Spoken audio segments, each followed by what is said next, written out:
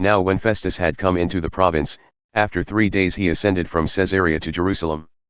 Then the high priest and the chief men of the Jews informed him against Paul and besought him, desiring a favor against him, that he would have Paul brought to Jerusalem, so that they might lie in wait on the way to kill him. But Festus answered that Paul should be kept at Caesarea, and that he himself would depart shortly thither. Let those therefore, he said, who among you are able, go down with me and accuse this man, if there be any wickedness in him. And when he had tarried among them more than 10 days, he went down unto Caesarea. And the next day, sitting in the judgment seat, he commanded Paul to be brought. And when he had come, the Jews who came down from Jerusalem stood round about and laid many and grievous complaints against Paul, which they could not prove. While Paul answered for himself, neither against the law of the Jews, nor against the temple, nor yet against Caesar have I offended anything at all. But Festus, desiring to do the Jews a favor, answered Paul, and said, Wilt thou go up to Jerusalem and there be judged of these things before me? Then said Paul, I stand at Caesar's judgment seat, where I ought to be judged. To the Jews have I done no wrong, as thou very well knowest. For if I am an offender, or have committed anything worthy of death, I should not refuse to die, but if there is nothing to these things whereof they accuse me, no man may deliver me unto them.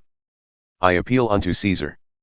Then Festus, when he had conferred with the council, answered, Hast thou appealed unto Caesar? Unto Caesar shalt thou go. Some days later, King Agrippa and Bernice came unto Caesarea to salute Festus. And when they had been there many days, Festus declared Paul's cause unto the king, saying, There is a certain man left in bonds by Felix, about whom, when I was in Jerusalem, the chief priests and the elders of the Jews informed me, desiring to have judgment against him. To them I answered, It is not in the manner of the Romans to deliver any man to die before he that is accused has the accusers face to face, and has license to answer for himself concerning the crime laid against him. Therefore when they had come hither, without any delay on the morrow, I sat on the judgment seat and commanded the man to be brought forth. Against whom, when the accusers stood up, they brought no accusation of such things as I supposed, but had certain questions against him concerning their own superstition and of one Jesus, who was dead and whom Paul affirmed to be alive. And because I was in doubt as to this manner of questions, I asked him whether he would go to Jerusalem, and there be judged on these matters. But when Paul appealed to be reserved for a hearing by Augustus, I commanded him to be kept until I might send him to Caesar. Then Agrippa said unto Festus, I would also hear the man myself. Tomorrow, said he, thou shalt hear him.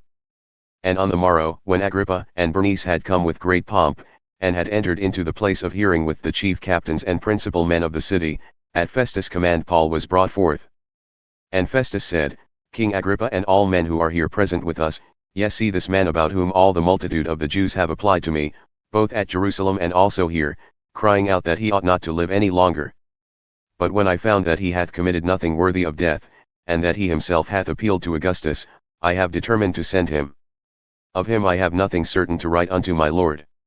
Therefore I have brought him forth before you, and especially before thee, O King Agrippa, that after we have examined him I might have something to write. For it seemeth to me unreasonable to send a prisoner, and not also to specify the crimes laid against him.